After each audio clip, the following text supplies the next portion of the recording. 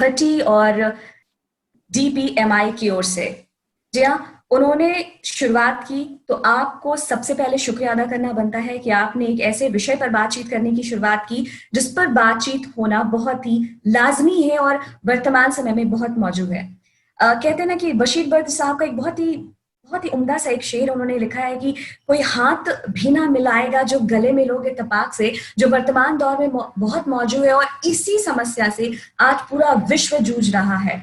आप, हम, पूरा विश्व इस संकट से जूझ रहा है और हमारे साथ। लेकिन कुछ लोग ऐसे भी हैं, कुछ वॉरियर्स ऐसे भी हैं जो दिन रात एक करके अपनी मेहनत से, अपनी लगन से हमें इस संकट से उबारने में लगे हुए हैं। आज हमारे साथ हमारे पैनलिस्ट हैं डॉक्टर अमूल्या, हमारे शहर के जाने माने डॉक्टर हैं और डॉक्टर होने के साथ साथ, एक चिकित्सक होने के साथ साथ ये सोशल एक्टिविस्ट भी हैं। समय समय पर समाज से जुड़े हुए बहुत सारे ऐसे कार्य हैं जिन पर जहां ये अपना योगदान देते रहते हैं। तो first of all I would like to request you all कि मैं इनके लिए जरूर एक बार क्लैप तो जरूर करना चाहूंगी और आपसे भी ये गुजारिश करूंगी कि ऐसे तमाम डॉक्टर्स, ये ऐसे जितने भी वॉरियर्स हैं, हम उनके लिए एक क्लैप तो जरूर कर सकते हैं।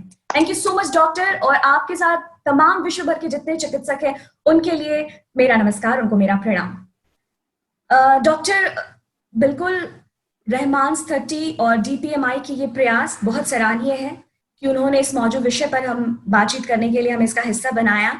और आप डॉक्टर हैं, जैसे कहते हैं ना, श्री कृष्ण ने वो पहाड़, वो पर्वत अपनी उंगली पर उठाकर पूरे गांव की रक्षा की थी। आप वैसे ही, आप जैसे तमाम डॉक्टर्स इस विश्व की रक्षा कर रहे हैं, हमारी रक्षा कर रहे हैं, तो आपको शुक्रिया अदा करना बनता है। फिर सबसे पहले ये जानना चाहूंगी आपसे डॉक्टर, आपसे सबसे पहले जानना चाहूंगी कि ये संकट ऐसा था, हमने कभी सपने में भी नहीं सोचा था कि कभी कुछ ऐसी परेशानी, ऐसी दिक्कत भी हमारे साथ आ सकती है, हमें भी इसका सामना करना पड़ सकता है। कल को छत नहीं होगा ये सोच सकते थे, हमारे पास अन्न नहीं होगा ये सोच सकते थे, लेकिन ऐसी समस्या कि हमारी जिंदगी ही दांव पर लग जाएगी, कल क्या होगा किसने देखा। ऐसी समस्या में आप इसको किस तरीके से देख रहे हैं, आपके लिए ये कितना चैलेंजिंग हो रहा है, क्या कहना चाहेंगे इस पर आप? प्रेरणा, पहले तो बहुत बहुत धन्यवाद देना चाहता हूं आपको कि आपने मुझे इस लायक समझा, और बैदूर जी और अहमद भाई साहब को, जिन्होंने ऐसे विषय पे हम लोगों को जोड़ा है जिसके लिए पूरा संसार जानने को इच्छुक है। और बदकिस्मती बस ऐसी है कि जिस बीमारी के बारे में आज से 5 महीने पहले किसी को कुछ नहीं मालूम था, आज उसके बारे में हम रोज चर्चा कर रहे हैं, और इससे बड़ी परिचर्चा कहीं नहीं हो सकती है। आगे का भविष्य क्या होगा तो किसी ने इस पे पढ़ाई नहीं की है, किसी को नहीं मालूम था। जब चाइना से ये शुरुआत हुई, हर लोगों ने इसको मजाक में लिया था, अच्छा चाइना वाले ये गलतियां करते हैं, उनको परेशानी हो रही है। लेकिन जिस तरह से चाइना ने किसी तरह उसको कंट्रोल कर लिया, लेकिन उसके बाद विश्व की महाशक्तियों को भी इस बीमारी ने नहीं छोड़ा है। वो गरीब छोटा सा देश हो या बड़ा देश हो, सबसे पावरफुल नेशन हो अमेरिका, या सबसे पॉपुलेटेड कंट्री हो चाइना, या हम इंडिया, हर जगह परेशानी आ चुकी है। और सबसे बड़ी परेशानी ये आ गई है कि इसका भविष्य की जानकारी हम लोगों को नहीं है। आर्थिक, सामाजिक, हर तरह की परेशानी है, और इसके लिए हमें बहुत कुछ मिलकर सोचना होगा। आज जो हम लोग परिचर्चा करेंगे शायद एक भविष्य की दिशा भी निर्धारित कर सकते हैं।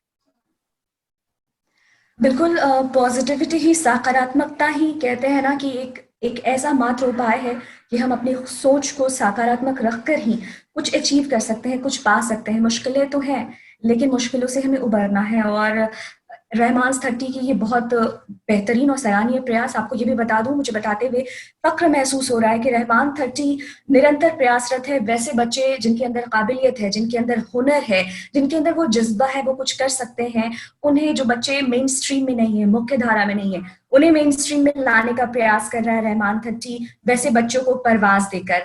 तो ये प्रयास सराहनीय है। बातचीत हमारी शुरू हो चुकी है, हमारे साथ डॉक्टर अमूल्या हैं, और भी बहुत सारे ऐसे लोग हैं जो देश से नहीं विदेशों से भी हमारे साथ जुड़ चुके हैं। भिन्न भिन्न विषयों पर हम बात करेंगे, लेकिन सबसे बड़ी समस्या वर्तमान समय में ये है कि लॉकडाउन, लॉकडाउन चारों ओर से हमें बस एक ही बात सुनाई देती है, लॉकडाउन। ये शब्द वाकई में हमारे मन मस्तिष्क को लॉक करता जा रहा है।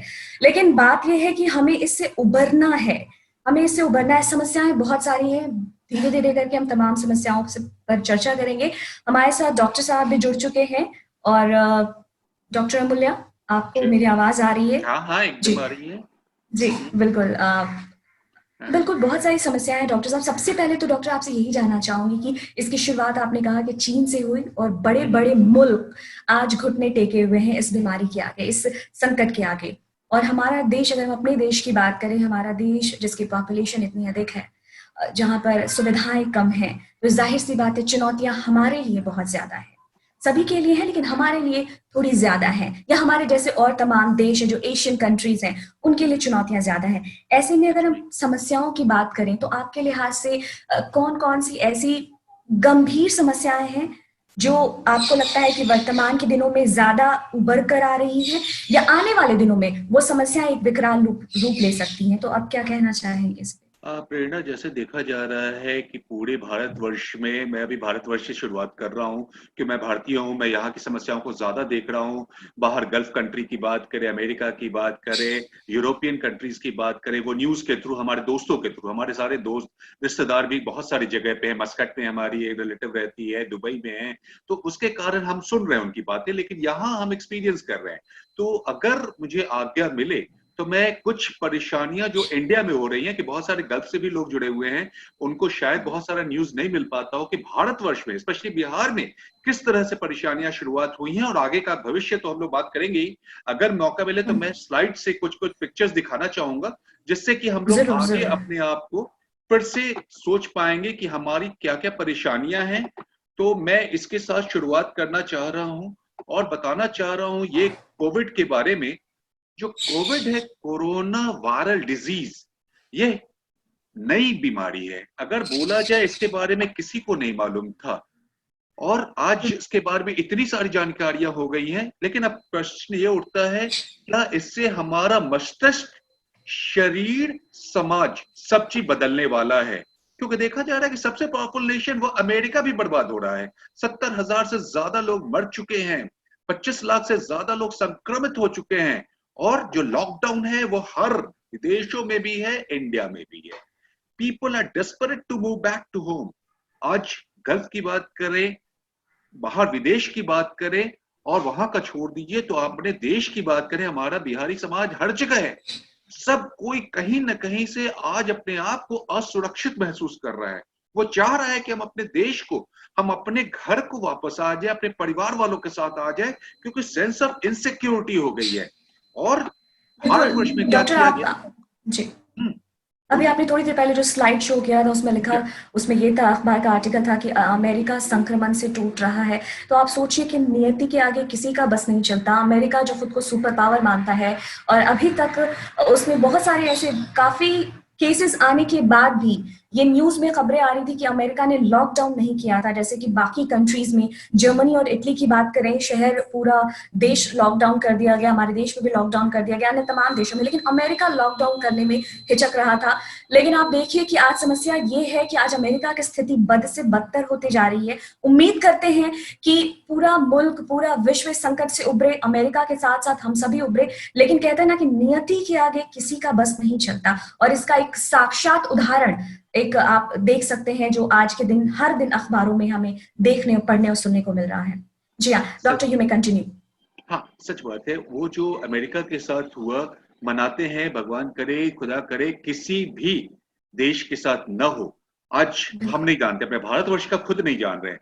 हमारा ग्राफ अभी बढ़ना शुरू हुआ है। ये आगे हम्म, किधर जाएगा अभी किसी को नहीं मालूम है। अमेरिका में देखा जाए तो जो प्रतिदिन 5,000 मौत हो रही है, वहां से घट के अब 2,000, 2,500 पे आ चुका। कहीं ना कहीं से वो भी नियंत्रण कर रहा है, लेकिन भारतवर्ष अब भी ऊंचाइयों पे बढ़ रहा है। लेकिन 130 करोड़ में आज भी बोला जाए, अगर 40,000, 45,000 मरीज हैं, तो शायद अभी भी हम बोलेंगे शायद लॉकडाउन से ये फायदा हुआ। लॉकडाउन ने, हमने बीमारी को कंट्रोल में किया। अगर नहीं किए होते तो आज शायद हम 3 लाख, 4 लाख तक बीमारियों पे पहुंच गए होते, मौत और ज्यादा हो गई होती। लेकिन फिर यही सोचना है कि इसके बाद, जो लॉकडाउन के बाद जो हमारे पे मानसिक और शारीरिक तनाव हो रहा है, आज हम घर में बंद है, क्या उसको हम झेल पाएंगे? दो क्लास हो जाता है, समाज के दो वर्ग हो जाते हैं। अमीर वर्ग खुश है लॉकडाउन में भी, कि उसके पास शायद सेल्फी लेके वो अपना जमाना बिता रहा है। गरीब जो दाहिने बिल्कुल। में आप देखते हैं, बिल्कुल, ये स्क्रीन पे डॉक्टर आपने बहुत अच्छा ये शेयर किया है। ये इमेज आप देख सकते हैं, कड़वा है पर सच है। लॉकडाउन पर हर किसी के लिए एक जैसा नहीं है। बहुत सारे लोग हैं जो घर पे रह रहे हैं, जिनके साथ समस्या ये है कि वो ये कह रहे हैं कि हमें परिवार के साथ वक़्त बिताने का एक मौका मिला। कुछ ऐसे भी लोग हैं, ज़ाहिर-सी बात है, बहुत अच्छी बात है अगर वो ऐसा भी सोच रहे हैं तो। लेकिन एक और तबका है जिसके लिए ये वजूद की लड़ाई है, जिसके लिए ये भूख की लड़ाई है, जिसके लिए खुद को बचाने की ये लड़ाई है। जिसके पास हर दिन कमाने वाला व्यक्ति जो सुबह घर से निकलता है और रात को घर लौटता है कुछ पैसे लेकर ताकि उसका परिवार खा सके। आज लॉकडाउन की वजह से सभी लॉकडाउन है, सब कुछ बंद है। ये एक बहुत बड़ी समस्या है। उनके ऊपर मानसिक तनाव कुछ ऐसे कहते हैं ना कि ये जो कयामत बरप रहा है उनके ऊपर, ये जो कयामत बरपा है, इससे कैसे उभरे? और डॉक्टर आप क्या सजेस्ट करना चाहेंगे, क्या कहना चाहेंगे, क्या उम्मीद की आशा आप जगाना चाहेंगे इस बारे आशाएं में? तो हम लोग को लाना ही है, लेकिन अभी परेशानियां क्या हैं? किस तरह से भारतवर्ष में ये सड़कों पे ये लेबर क्लास जो कुछ कमाने के लिए बिहार से या तो महाराष्ट्र गया, राजस्थान गया, गुजरात गया, किस तरह से वो टूट गया है। आज वो बच्चे, छोटे छोटे बच्चे, 3 साल 4 साल, वो केवल कुछ भी कमा के उसने जोड़ा होगा, मैं ऐसा नहीं बोलना चाहता उसने नहीं जोड़ा होगा, आज वो एक छोटी सी बोरी लेके वापस आ रहा है। एकदम, बहुत लोगों ने बोला कि नहीं खाना मिलेगा, कुछ मिलेगा, पर उनको नौकरियां उनकी चली गई। वो इतना बदहास हो गया कि वो घर की तरफ चल पड़ा है पैदल, 2000 3000 1000 किलोमीटर चल के आ रहा है। आज वो बस बचने के लिए चल रहा है। वो चिंता कर रहा है केवल किसी तरह उसको छत मिल जाए और खाना मिल जाए, उससे ज्यादा भी वो उम्मीद नहीं कर रहा है एक मजदूर वर्ग। और इसके साथ जो हम समस्याएं आने वाली है वो है स्वास्थ्य की। स्वास्थ्य बहुत बड़ी समस्या होने वाली है।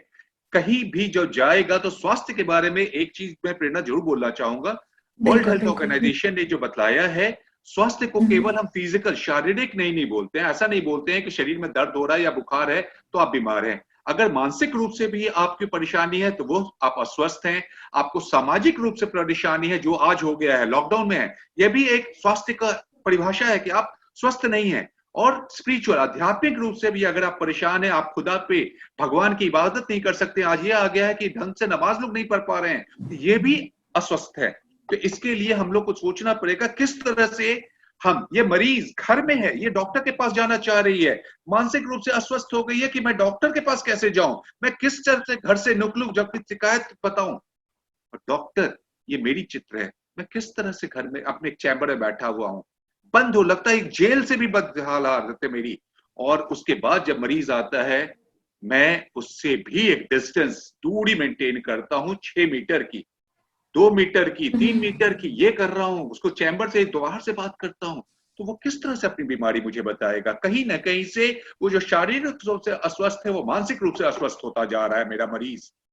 हम लोगों को हुँ, सरकार बतलाती है कि आपको इस तरह से अपने मरीजों का इलाज करना है। हम जब वो करने जाते हैं तो आप बोलते हैं थर्मल स्क्रीनिंग कराएंगे बाहर, मेरा ये स्टाफ है, मेरे हॉस्पिटल का हुँ, स्टाफ है, किस तरह से लगता है जैसे वो युद्ध की तैयारी में जा रहे हैं। और जी। ये तो थर्मल स्क्रीनिंग कराते हैं, मास्क पहनाते हैं, सैनिटाइजेशन देते हैं, और मरीज उसके बाद ही पैसा देता है मुझे, तब भी हम बोलते हैं कि नहीं, तुम 3 मीटर दूर बैठो, चैम्बर में मत हुँ, आओ, उसके बाद पीपीई किट तुमको ही पहनो। तो ये महंगाई बढ़ती जा रही है। इलाज के लिए आते हैं, उसके बाद भी मरीज परेशान हो रहे हैं। मैं किस तरह से अपने मरीज को देख रहा हूं, आप देखिए कितनी दूरी में जी। बनाया हुआ, मैं छूता भी नहीं हूं मरीज को, क्योंकि हुँ, हर तरफ कोविड का कहर है और मरीज को परेशानी होती है। उसके बाद भी दूसरी परेशानी हमारे जैसे अस्पतालों की है। मैं पटना का एक न्यूज दे रहा हूं कि 11 नए मरीज कहीं पे आए पटना में, और पटना के 2 अस्पताल को बंद कर दिया गया। मेरे जैसे अस्पताल जिसमें 70 स्टाफ काम करते हैं, अगर उसको 15 दिन अगर आप बंद कर दीजिएगा, क्या हाल होगी? मैं कहां से पैसा दूंगा अपने स्टाफ की? ये परेशानी है जिसमें हुँ, कोविड को कोई नियंत्रण हम नहीं कर पा रहे हैं। तो where is the fault of hospital? मेरी भी कोई गलती नहीं थी। मरीज आया, मैंने उसका इलाज किया। कोरोना टेस्ट मैं सबका नहीं करा सकता हूँ, कहीं भी आप रहिए, आप सब मरीज का जांच नहीं करा सकते हैं। यह लड़का जिसके पिता गिर गए और कहीं कोई गाड़ी उसको उपलब्ध नहीं थी, वह गोद में लेके दौड़ रहा था, किसी तरह चिकित्सक के पास पहुंच पाए। इसके बाद इस बच्चे का भविष्य क्या लगता है, क्या होगा? जो अपने बाप का इलाज नहीं करा पाया, वह किस तरह से अंधकार में डूब जाएगा, उसका भविष्य, वो मानसिक रूप से जितनी प्रताड़ना इसको मिल रही है। और हम लोग कोशिश कर रहे हैं कि बहुत सारे मिथ्याओं को तोड़े, डॉक्टर होके, सामाजिक कार्यकर्ता होते हुए, जैसे न्यूज चैनल वाले आप लोग कर रहे हैं, वो हम लोग भी कोशिश करते हैं। बहुत सारी मिथ्याएं हैं कि ये कीजिए, वो नहीं कीजिए। मिथ्याओं को हम लोग तोड़ना चाह रहे हैं, सामाजिक दूरियां डॉक्टर बनाना चाह रहे हैं। जी, मिथ्स की आपने बात की। बहुत सारी बातें हैं वाक़ई में। कभी-कभार आप सच कहते हैं कि समस्या ऐसी है कि आप बिल्कुल डार्कनेस में चले जाते हैं, लेकिन हमें इसी अंधकार से रोशनी की ओर, प्रकाश की ओर जाना है, सकारात्मकता की ओर जाना है। आपने कहा कि अभी थोड़ी देर पहले आपने जो पीपीटी आपने जो शेयर किया था, जो इमेज दिखाई थी कि वो अपने पिता को लेकर अस्पताल नहीं जा पा रहा है, तो आप क्या कहना चाहेंगे? ऐसे कई लोग हैं जिनको अगर आज समस्या है, कोई भी ऐसी पब्लिक ट्रांसपोर्टेशन नहीं है या एम्बुलेंस की वैसी व्यवस्था नहीं है, क्या करे इंसान? कैसे इन तमाम समस्याओं से वो निजात पाए या किस तरीके से खुद को उबारे? क्या कहना चाहेंगे उनके लिए? सबसे पहले तो मैं यही सबसे निवेदन करूंगा, जब तक लॉकडाउन चल रहा है कोशिश कीजिए आप घर में स्वस्थ जीवन जिए। क्योंकि अभी बहुत सारी परेशानियां ऐसी होंगी, तो शायद अस्पताल खुले हुए हैं, आप नहीं पहुंच पाइएगा, आपको बॉर्डर पे रोका जाएगा। वो पुलिस वाले की भी मैं गलती नहीं बोलता रहा हूं, वो आज आप समझदार हैं तो आप उसको अपनी परेशानी बता रहे हैं, लेकिन आपके आगे 500 लोग असमझदार लोग चले गए हैं। वो इतना समय उस पुलिस वाले का वेस्ट कर रहे हैं, उस पर पत्थर चला रहे हैं कि वह पुलिस वाला भी मानसिक रूप से, शारीरिक रूप से परेशान हो गया है। और चाह के भी एक जो जिसको सुविधा मिलनी चाहिए थी, उस व्यक्ति को सुविधा नहीं मिलती है। कुछ गलतियां खुद दूसरी की होती है, उसके कारण परेशानी कोई और झेल रहा होता है। तो हम खामियाजा लोग सब भुगतते हैं। जी। सभ्यता की तरफ बढ़नी होगी, अपनी परेशानी को बहुत नहीं बढ़ाना होगा। ये देखिए जिस तरह से एक दुकान में किस तरह सामाजिक दूरी बनाते हुए ये घेर बनाया गया, तब भी आप देख रहे हैं एक व्यक्ति दो घेरे के बीच में ही खड़ा है। वो दूरियों को वो नहीं समझ पा रहा है कि उसकी एक गलती से बीमारी फैल सकती है। तो ये चीज हम सबको एज ए नागरिक समझना होगा। वो जिस देश में भी रह रहे हैं, मैं भारत की ही नहीं बात कर रहा हूं, आप विदेश में भी रह रहे हैं, आपको अपने देश की रक्षा का सोचना होगा। आप अभी वहां के नागरिक हैं, आपको उसका भविष्य देखना होगा। और यह व्यक्ति जिसको की आइसोलेशन क्वारंटाइन में रखा गया, आप देख रहे हैं इसकी क्या हालत है। क्वारंटाइन में लगता है वो जेल में बंद है, मानसिक रूप से इतना प्रताड़ित वो महसूस करता है। सरकार अच्छा कर रही है, मैं सरकार को दोष नहीं दे रहा हूं। 130 करोड़ को चलाना आसान नहीं है, बिहार में इतने करोड़ को नीतीश जी को चलाना आसान बात नहीं है, बहुत मुश्किलें हैं। हर सरकार अपने हिसाब से अच्छा जी। काम करना चाह रही है, लेकिन एक डॉक्टर, यहाँ पर समाज। आपसे एक पूछना चाहूंगी, आपने क्वारंटीन की बात की। ये क्वारंटीन शब्द जो है, जो आम हमारे जो व्यूवर्स हैं, जो भी सामान्य हैं, हमें सुन रहे हैं, मैं उनके लिए चाहूंगी कि आप उन्हें बताएं कि क्वारंटीन का क्या प्रोसेस होता है। जहां तक मेरी जानकारी है, क्वारंटीन का प्रोसेस बहुत ही तकलीफदेह होता है। अगर आपको अलग किया गया, आप सोचिए, अगर हम बिहार की बात करें तो जी हमारे यहाँ उतनी सुविधाएं नहीं है। सर, एक कमरे में या किसी बिल्डिंग में या किसी जगह पर आपको क्वारंटीन करते हैं, खाने पीने की क्या व्यवस्था होती है, उनके देख रेख करने के लिए कितने, अगर कोई मरीज है उनके देख रेख करने के लिए अटेंडेंट है, डॉक्टर्स हैं, लेकिन जो क्वारंटीन किए जाते हैं जिन लोगों को, उनकी देख रेख करने के लिए क्या व्यवस्थाएं हैं? इस पर आप क्या कहना चाहेंगे? देखिए, सरकार ने, भारतीय ये पूरी सरकार ने प्रक्रिया जैसे क्या है? शुरुआत की थी, उनको उम्मीद था कि ये बीमारी को कंट्रोल में कर लेंगे। उन्होंने क्वारंटाइन सेंटर बनाया, शुरू में अच्छे अच्छे जगहों को बनाया गया। और वैसे व्यक्ति जो कि किसी भी संक्रमित व्यक्ति के संपर्क में आए हों, सोचा जाता है कि शायद इसको बीमारी हो सकता है, लक्षण आने में 10 दिन 15 दिन भी लग सकते हैं, और या वो विदेश से आया हो, तो वैसे व्यक्ति को बोला जाता है कि आप अलग रहिए। अगर आपको बीमारी है, अगर आप संक्रमित होंगे, आप में वो खांसी, सर्दी, बुखार और भी सांस फूलना, अब तो बहुत सारे एसिम्प्टोमेटिक केसेस हो गए हैं, वो होती है, लेकिन तब तक अलग रहिए, दूसरे के संसर्ग में जाइए, तो आपको अलग रहना है। अलग जब व्यक्ति रहता है तो कहीं से वो मानसिक रूप से अपने आप को प्रताड़ित महसूस करता है कि मैंने ऐसी कौन सी गलती कर दी कि जिससे मुझे परिवार से अलग रखा गया है। और वैसा व्यक्ति को अगर समय पे खाना नहीं मिले, उससे लोग बात एकदम नहीं कर पा रहे हैं, तो जो शारीरिक रूप से भी जो बीमारी हो सकती है, वो मानसिक रूप से भी हो जाती है। तो वहां बहुत मुश्किल हो जाता है, क्योंकि अब बिहार में और बहुत जगह देखा जा रहा है कि खाना अगर समय पे नहीं मिले और उस व्यक्ति की साफ सफाई पर ध्यान नहीं दिया जाए, तो वो सोचता है कि इससे ज्यादा परेशानी तो मुझे घर में इससे आराम से रहता। तो वहां वो परेशान ज्यादा हो रहा है। इसलिए आइसोलेशन जो है वो बीमार व्यक्तियों के लिए होता है, उनको अलग किया जाता है। जिसमें इलाज की ज्यादा जरूरत है उनको हॉस्पिटलाइज किया जाता है, जिसमें कम इलाज की जरूरत होती है उनको कहीं रखा जाता है और दवाइयां दी जाती हैं। क्वारंटाइन में दवाओं का कोई यूज नहीं है। अगर सिम्टम आ गए तब जांच किया जाएगा, और अगर 14 दिन 15 दिन बीत गए और सिम्टम नहीं आए तो आपको अपने परिवार वाले के पास भेज दिया जाता है। तो ये जी। है। तो तो ये जो पृथक, हाँ, ये एक बहुत, आप सोचिए कि अगर आपको क्वारंटाइन भी किया जाता है तो ये कितनी बड़ी तकलीफ की बात है, और ये कितनी परेशानी का सबब बन सकता है। आपको किसी और जगह पर अलग रखा जाएगा, वहां पे आपकी देखभाल करने के लिए कौन होगा, नहीं होगा, आपकी क्या दिनचर्या होगी। एक बिल्कुल कह सकते हैं कि एक कैदी की तरह शायद आपको जीवन जीना पड़े। इससे बेहतर है कि हम घर में रहें और किसी भी हम सोशल डिस्टेंसिंग का पूरा पूरा पालन करें। जी डॉक्टर, यू मे यही कंटिन्यू। बात। तो वही चीज जिसको देखा गया कि बिहार में भी जहां पे रखा गया वहां से लोग भाग गए। अब परेशानी ये हो जाती है पुलिस के लिए, स्वास्थ्य कार्यकर्ता के रूप में, हम लोग जो डॉक्टर्स हैं या जो एडमिनिस्ट्रेटिव ऑफिसर्स हैं, उनके मरीजों को खोजना। वो जब तक वो रियलाइज करते हैं वो बहुत लोगों से संक्रमित हो जाते हैं और दूसरे को संक्रमित कर देते हैं। तो ये पब्लिक से कोऑपरेशन की ऐसी बात नहीं थी। अब जो डॉक्टर्स हैं, ये पुलिस ऑफिशियल्स हैं, ये देखिए किस तरह से लोगों को प्रताड़ित करते हैं। मैं इनको दोष नहीं देना चाह रहा हूं, ये व्यक्ति की कोई जरूरत नहीं थी रोड पे जाने की, लेकिन तब भी वो जाता है। अगर पुलिस बोलती है आपको एक व्यक्ति को जाना है, तो ये सब पुलिस का एक्शन को हम लोग जस्टिफाई भी करनी चाहिए कि उसको अगर बताया जाए कि भाई आप गलत काम कर रहे हो हमेशा, वो शायद उसका मनोबल टूट जाएगा। तो हर समाज के हर व्यक्ति को अभी कि पुलिस के लिए बहुत बड़ी चुनौती है। वो जितना नजदीक जाता है संक्रमित व्यक्ति के पास, शायद उसके पास जी वो पीपीई किट भी नहीं है। डॉक्टर्स के पास तो शायद है भी, उनके पास नहीं है, उसके बाद भी वो उससे सटना पड़ रहा है और उनको ज्यादा समस्याएं हो रही है। आप खुद देख रही होंगे कितने बिल्कुल सारे पुलिस बिल्कुल। ऑफिशियल्स को बीमारी हो गई, वो मर भी गए हैं। तो पुलिस एक्शन को हम लोग कहीं ना कहीं से सोचना पड़ेगा। और लॉकडाउन 2 आ गया, इसी बीच में लॉकडाउन 2 आ गया। लोग तो पहले लॉकडाउन से घबरा रहे थे कि पता नहीं क्या होगा, उसके बाद सेकंड लॉकडाउन आया, वो 3 जी परसों वो खत्म हुआ, तरसों खत्म हुआ, बहुत सारी समस्याएं और बढ़ गई।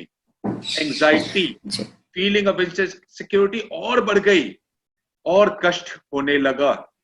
बॉर्डर को सील डॉक्टर, किया यही गया। बहुत बड़ा सवाल है, यही बहुत बड़ा सवाल है कि जो मेंटल एंजाइटी की अगर हम बात करते हैं, ये हर दिन बढ़ता जा रहा है। और अगर मैं बात करूं कि इस वायरस के आने से कोई व्यक्ति संक्रमित हो या ना हो, शारीरिक तौर से संक्रमित ना हो रहा है तो वो मानसिक तौर से संक्रमित हो रहा है इस वायरस से, यानी कि साइकोलॉजिकली उस पर ये वायरस अपना असर छोड़ रहा है। ये बहुत बड़ी समस्या है। कैसे इससे उभरे कोई व्यक्ति, हर वर्ग के व्यक्ति, बच्चों में ये समस्याएं हैं, यूथ्स में, जो एडल्ट्स हैं उनमें ये समस्याएं हैं, बुजुर्गों में अलग समस्याएं हैं। इस पर आप क्या कहना चाहेंगे? सबसे बड़ी बात, प्रेरणा, जब ये चाइना से शुरू हुआ, उसके बाद इटली, फ्रांस में जब गया, लोगों ने माना कि ये बुजुर्गों की समस्याएं हैं। 50 साल के ऊपर ही ज्यादा लोग को इन्फेक्शन होता है और मृत्यु जो होती है वो 70 साल के ऊपर वालों की होती है। लेकिन बदलते समाज, बदलते समय ने इसको दिखला दिया कि आज छोटे से छोटे बच्चे को भी ये हो रहा है, और छोटे बच्चे को भी इसके कारण मृत्यु हो रही है। और जैसे अब ऑनलाइन में हम लोग पिज्जा मंगाते हैं, दिल्ली में हुआ कि एक पिज्जा डिलीवरी बॉय से कितने लोग संक्रमित हो गए। तो इस तरह से हम लोग को लॉकडाउन का फायदा तो मिला, ये नहीं बोलूंगा फायदा नहीं मिला, लेकिन बाकी भी प्रॉब्लम बढ़ी है उससे। पहले तो उसका एडवांटेज मैं जरूर बोलूंगा कि हम लोगों ने काफी कुछ नियमित किया, लेकिन एक सामाजिक प्रॉब्लम्स आने लगा क्योंकि लोग सोशल मीडिया पे झूठ झूठ का अफवाह उड़ाने लगे, बहुत सारी। और अब देखिए जी परेशानी क्या आ गई, सिक्योरिटी, पर्सनालिटी और फूड, ये 3 की लड़ाई हो गई है लॉकडाउन के बाद। खाना, गवर्नमेंट जी बिल्कुल। ऑर्गेनाइजेशन, सरकार, सामाजिक संस्थाएं खाना बना रही हैं, दे रही हैं, ये लोग मेहनत कर रहे हैं। लेकिन जो परसों हमारे पास बिहार में जो मजदूर आए, उन्होंने क्या कहा, राजस्थान में एक बार उनको खाना मिलता था 2 बजे और उसी से वो काम चला रहे थे। ये पेपर का न्यूज है, मैं अपना न्यूज नहीं दे रहा हूं, ये जी पेपर जी में जो बिल्कुल, ये निकला मैं अखबार बता का रहा हूँ। आर्टिकल है, आप अखबार की कटिंग आप हमारे साथ शेयर कर रहे दिन हैं में डॉक्टर मिले यहाँ खाने पर। से। जी जी प्रेरणा बताइए। जी जी, आप कंटिन्यू करें। हाँ, दिन में मिले खाने से वो रात तक काम चलाते थे और इतने बेबस हो गए, तो इसलिए वो क्वारंटाइन सेंटर छोड़ के भाग रहे थे, क्योंकि इंडस्ट्री, जो जॉब वालों ने उनको नौकरी से निकाल दिया था, जितने भी मजदूर भाई थे हमारे, और उनको नौकरी से निकल गई, खाना नहीं मिलता था, सरकार की तरफ से जो मिल रही थी वहां उपेक्षा के शिकार होने लगे। वहां से जब भागे तब रास्ते में पुलिस से उनको परेशानियों में, पुलिस भी परेशान कर रही थी, उनको मार रही थी, क्योंकि उन मजबूरी के कारण भाग रहे थे। अपील हो रही थी कि अगर बहुत जरूरत ना हो तो घर से बाहर ना निकले। तब भी ये व्यक्ति, ये साधु, इनको बाहर जाने की कोई जरूरत नहीं, तब भी ये बाहर जा रहे थे। सो ये पुलिस सर ओवरवर्क हो गई। स्ट्रेस्ड हो गई। जी बिल्कुल। बहुत जी सारे बिल्कुल, उनको ये आपके डॉक्टर, ये आपके सारे डिटेल्स हैं, पुलिस की परेशानी, आम जनता की परेशानी, गरीब तबके की परेशानी।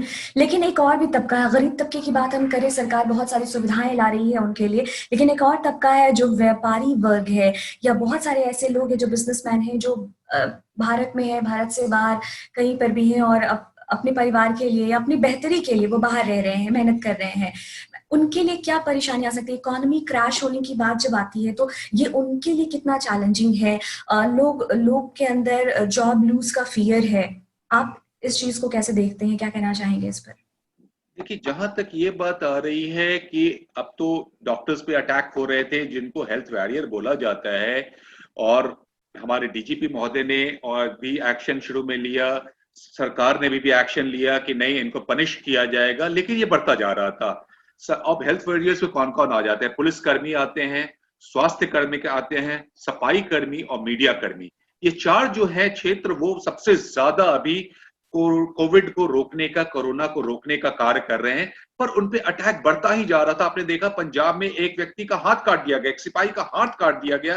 किस्मत थी कि वो चंडीगढ़ के पास थे और उनका हाथ को जोड़ दिया गया, लेकिन ये परिवार खाने को मोहताज था, इसलिए वो कहीं ना कहीं से मानसिक रूप से अपना उत्पीड़न सरकार पे या स्वास्थ्य कर्मियों या पुलिस कर्मियों पे निकाल रहा था। लेकिन सरकार बोल रही है कि हम इनका पैसा नहीं काटेंगे, इनको पैसा मिलेगा, लेकिन कहीं ना कहीं से हमें अभी भी विश्वास नहीं हो पा रहा है कि आने वाले समय में कहीं वेतन भी नहीं कटने पड़े, और तब भी ये जी समाज से लोग भागते जा रहे हैं। प्रॉब्लम सब जी। उसके बाद आ यहाँ गया पे कि जी। बिल्कुल मैं कहना चाहूंगी doctor, sorry to interrupt you, कुछ सवाल हैं, कुछ लोगों के सवाल हैं, आपके तमाम सवालों का जवाब हम वन बाय वन चर्चा के एंड में करेंगे। तो आपको बिल्कुल भी बेसब्र होने की जरूरत नहीं। बहुत सारे लोग हैं जो हमारे साथ जुड़ चुके हैं। आप तमाम लोगों का स्वागत है, वेलकम करती हूँ, और बारी बारी से आपके तमाम सवालों का या आपकी बातों को मैं रखूंगी डॉक्टर के सामने। Thank you so much. तो जी डॉक्टर सरकार के ह्यूमन। पास भी जी आ गई कि पहले तो वो सबका किराया दे नहीं रहे थे, अब किराया दे रहे हैं, सब चीज कर रहे हैं, मजदूरों को लाना चाह रहे हैं। ये नहीं मैं बोलना चाह रहा हूँ, कोशिश की जा रही है, लेकिन समाज सरकार के पास भी कहीं ना कहीं लिमिटेशंस हैं। और उसके बाद राहुल गांधी जी का बहुत अच्छा वक्तव्य आया था कि जांच इस कारीगर हथियार, सब लोगों का जांच होना चाहिए। बदकिस्मती ऐसी हुई कि 5 लाख जांच के उपकरण हम लोग मंगाए भी चाइना से, लेकिन वो कहीं ना कहीं से सब खराब निकल गए। इसलिए अगर 130 करोड़ की जांच की बात की जाएगी, वो पॉसिबल नहीं है, किसी तरह कोई भी सरकार नहीं कर पाएगी। अमेरिका भी काफी हद तक कर ली है, लेकिन भारतवर्ष में पॉसिबल नहीं है। अभी मुश्किल से सब मिला के करीब करीब 10 लाखों का जांच हो पाया है, इसलिए आम व्यक्ति सफर कर रहा है। खून की कमी हो रही है, खून की कमी के कारण आज इतने मरीज मर रहे हैं, विश्वास नहीं कीजिएगा प्रेरणा जी। आप बड़े बड़े अस्पतालों में जाइए, खून एक भी बोतल नहीं है। कैंसर जी हॉस्पिटल में एक भी बोतल खून नहीं है, और उसके कारण मरीज मर रहे हैं कि कोई भी व्यक्ति जिसको अभी खाने खाने को मोहताज हो, रहने को मोहताज है, वो ब्लड डोनेट करने नहीं जा सकता है। ये सब परेशानी दिख नहीं रही थी, लोग लग रहा था कि केवल नौकरियां जा रही हैं, खून की कमी के कारण लोग मर रहे हैं। लोग सोच रहे थे वेंटिलेटर, वैक्सीन, मेडिसिन, आईसीयू है कि नहीं हमारे भारतवर्ष में। ठीक है, पाश्चात्य देशों में बहुत था, अमेरिका में बहुत है, तब भी जो संख्या मरने वालों की आप देख रहे हैं 70,000 क्रॉस कर गई। इंडिया में अभी भी वो 1700 1500 के आसपास में है, तो बहुत कम है। वेंटिलेटर्स की बाद में जरूरत पड़ेगी, लेकिन जो हमारा जो लाइफ है वो इस तरह से नहीं रहने वाला है। लाइफ में बहुत सारे बदलाव होंगे, जिसका आपने प्रश्न किया। बहुत सारे व्यक्ति हमारे बच रहे हैं, जिंदा बच रहे हैं, वो कोरोना से उन्होंने जंग जीत ली। आपने देखा है कि हमारे इंडिया में इतने व्यक्ति करीब करीब हजारों की संख्या में स्वस्थ भी हो गए, 40,000 में करीब करीब 10,000 स्वस्थ हो गए। लेकिन इनका क्या भविष्य होगा, ये पूरे विश्व के किसी भी डॉक्टर को नहीं मालूम है। इनमें कितना उस वायरस ने हार्म किया है, ये नहीं मालूम। कुछ माओं को नवजात बच्चों ने जन्म लिया। अगर आप वो नवजात बच्चों के बारे में मुझसे पूछिएगा कि डॉक्टर अमूल्य इनका भविष्य क्या होगा, ये बच्चा जो आज 1 महीने का है, 15 दिन का है, इनका भविष्य क्या होगा, तो ये जो फोटो में आप देख रहे हैं, मुझे खुद नहीं मालूम है। मेरे ब्रेन के ऊपर एक कवर लगा हुआ है, मुझे कुछ नहीं कह के किसी को मालूम ही नहीं है बीमारी है कि इसका भविष्य क्या होगा, ये बीमारी किस रूप में बदलेगी, समय के साथ ही पता चलेगा। इसलिए हम फ्यूचर में हेल्थ की बात अभी नहीं करेंगे। फ्यूचर का वैसे जो संक्रमित हो गए हैं उनका क्या होगा, क्योंकि ये हम लोग का रिसर्च होगा। हो सकता है अगले वर्ष तक हम लोग को कुछ ज्यादा मालूम हो, लेकिन जो बदलाव हम लोग का आ रहा है वो सोचने समझने में आ रहा है। और हम और आप या वो गल्फ के लोग हो, दुबई के हो, सऊदी के हो, मस्कट के हो, इंडिया के किसी कोने के हो, हर लोग की मानसिकता बदलने वाली है। आज देखिए सरकार चाह के भी बहुत से छात्राओं, लड़कियों को भी, बच्चियों को वो जो स्टाइपेंड मिलना चाहिए, प्रोत्साहन राशि, वो नहीं दे पा रही है। सरकार कोशिश कर रही है, सरकार नंबर देती है कि फोन नंबर पे आप बात कीजिए, आपकी परेशानियों को दूर किया जाएगा। वो नंबर लोग मिल नहीं पा रहे, तो कैसे आप उम्मीद कीजिएगा कि जो केरला में जो है वह अपना बात कर लेगा सरकारी तंत्र से। ये परेशानियां हैं। हम लोग सोच रहे थे शायद बिजली बिल नहीं लिया जाएगा क्योंकि इतनी परेशानी है, लेकिन न्यूज क्या आया है, बिजली बिल लेने वालों के लिए घरों तक जा रहा है मोबाइल वैन। मीन सरकार को ही पैसे नहीं है, टैक्स नहीं मिल रहा, प्रॉपर्टी टैक्स नहीं मिल रहा है। अगर हर तरह से उसको जाहिर पैसा सी नहीं बात है, मिलेगा, बिल्कुल जाहिर सी बात है। सारी ऐसा चीजें बंद है, सब कुछ ठप है, इंडस्ट्रीज बंद है, सारे कार्यालय ऑफिसेज बंद है, तो जाहिर सी बात है कि सरकार के पास पैसे कहाँ से आएंगे। जी। तो ये परेशानियां बढ़ रही हैं। और अदर लाइबिलिटीज, अब जिसकी बात आपने की, 3 दिन पहले ये लॉकडाउन कुछ खत्म हुआ, देखे एक कपड़े की दुकान खुली हुई है, बगल में एक और दुकान खुली हुई है, और उसके बगल में आप एक बड़ी सी खेत देख रहे हैं गेहूं का। जितनी बड़ी खेत है, अगर उसमें ये 3 व्यक्ति काम करेगा तो शायद बहुत दिनों तक उस फसल को काट नहीं सकता है। तो आज कमी है, कस्टमर नहीं है। दुकानें भी आप खोलिएगा तो अगर आप मानिएगा, जो किराने की दुकान है, दूध की दुकान है, वहां शायद कस्टमर मिल जाए, लेकिन कपड़े के दुकान, आभूषण के दुकान, टीवी के रेस्टोरेंट में कहीं भी ग्राहक नहीं आने वाले हैं। और ये जो एग्रीकल्चर सेक्टर है वहां वर्कर नहीं, इंडस्ट्री खुल भी जाएगी, वर्कर जिसको पलायन, जो मजदूरों का पलायन हुआ है, वो इतने हताश हो चुके थे, वो जो घर की तरफ भागे हैं, वो इंडस्ट्री भी नहीं चल पाएगी। ये दुकान देख लिए, किराने की दुकान है, तब भी आसाम का एक पिक्चर है किस तरह से वो चुपचाप बैठे हुए हैं। चाय दुकानदारों को, बहुत, मैं नीचे तबके की बात कर रहा हूँ, कॉमन मैन, आम आदमी की बात कर रहा हूँ, चाय दुकानदारों को सता रहा है कर्ज में डूबने का डर। चाय पीने के लिए लोग उसके पास नहीं आ रहे हैं। केला बेचने वाला, पहले जो केला आपको 40 रुपए दर्जन मिलता था, आज वही 15-20 रुपए में दर्जन मिल जा रहा है। मुर्गों की कोई खरीदारी नहीं, कोई मुर्गा खरीदने नहीं जा रहा है क्योंकि लोगों को डर लगता है कि अभी नॉनवेज खाएंगे तो कभी बीमारी हो जाए। कोई सत्य नहीं है, लेकिन वो मुर्गों से जो बिजनेस होता था, कितने बड़ा पोल्ट्री फार्म का बिजनेस था, उससे लोग कमा नहीं पा रहे हैं। मुर्गे मारे जा रहे हैं, मुर्गों को दफन किया जा रहा है।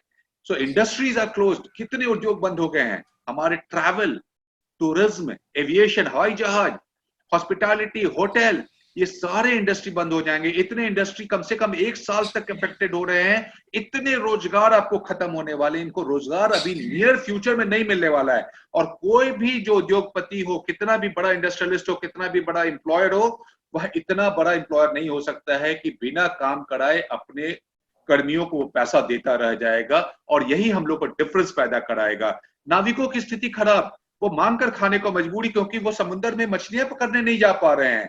तो कैसे वो जीवन याचना करेंगे। ये भारतवर्ष की बात कर रहा हूं। 500 किसानों के धान खरीद का भुगतान नहीं, छोटे छोटे पेमेंट उनको नहीं पा पा रहे हैं। तो एग्रीकल्चर सेक्टर, किसान क्या करेगा। लेबर क्लास का प्रॉब्लम मैंने दिखा दिया, इंडस्ट्री बंद हो गई। किसान को प्रॉब्लम है कि वो जो उपज पैदा कर रहा है वो खरीदारी नहीं हो पा रही है, लोग पैसा उसको नहीं दे रहे हैं।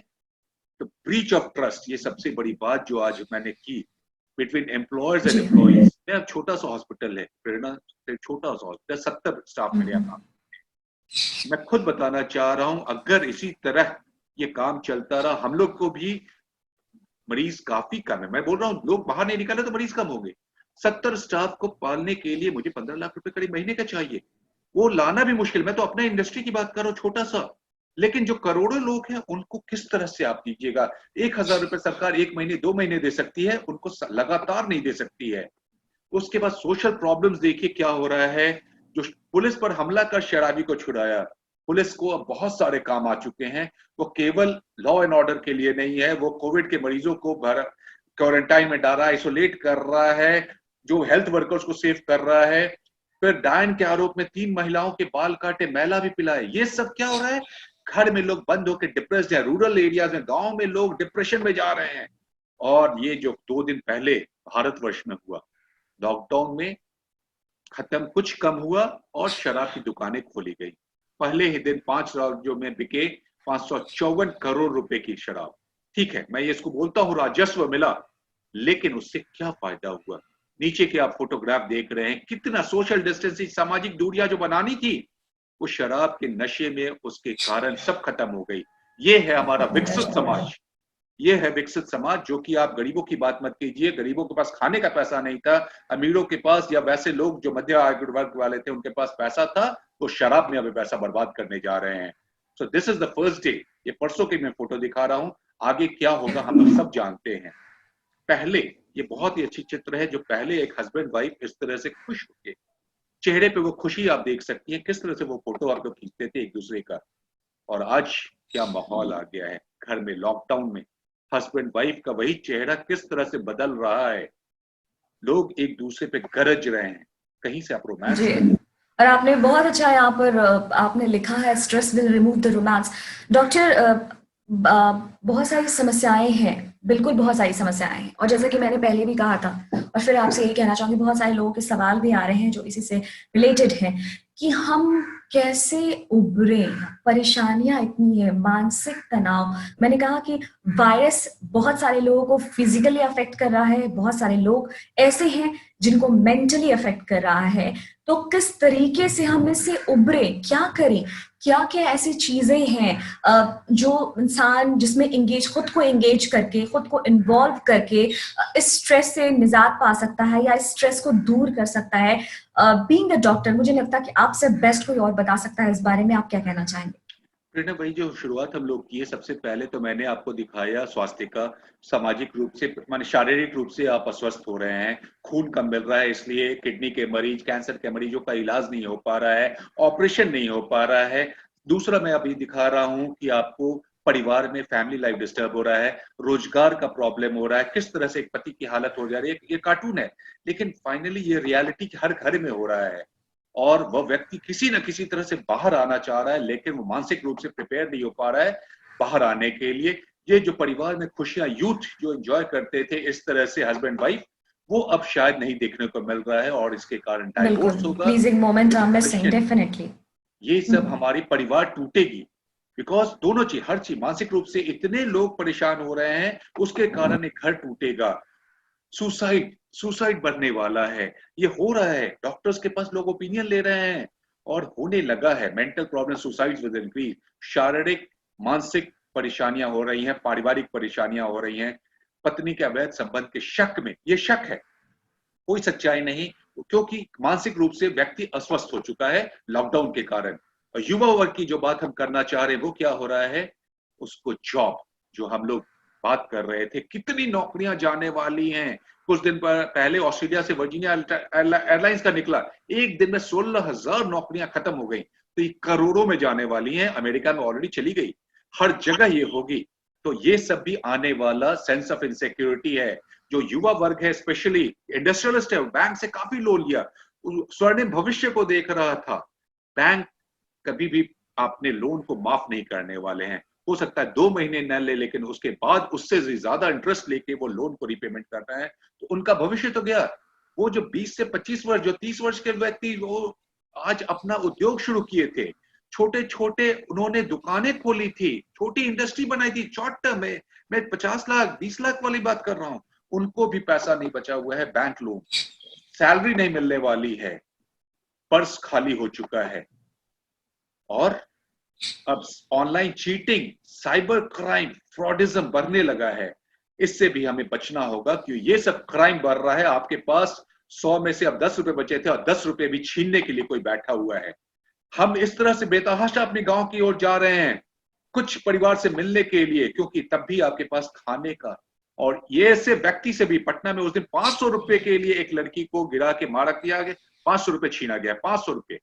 तो रॉबरी, स्नैचिंग, क्राइम, मर्डर्स, ये बढ़ने वाला है पूरे समाज में, पूरे विश्व में।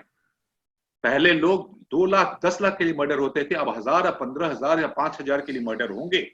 छीना छपटी होगा, आप कुछ भी सोने का पत्ती से कान में पहन के जाइएगा, आर्टिफिशियल पहन के जाइएगा, उसके लिए आपको डैमेज किया जाएगा। तो ये सब प्रॉब्लम आएगा। और सामाजिक रूप से तो आप जान ही रहे हैं कि शादियां, विवाह, जितने भी बर्थडेज, जन्मदिन, और वैसे वैसे जो सामाजिक हम लोग जिसमें मिलते थे, वो सब बंद हो जाएगा। लोग बुलाएंगे भी तो कोई दूसरा नहीं आने वाला है।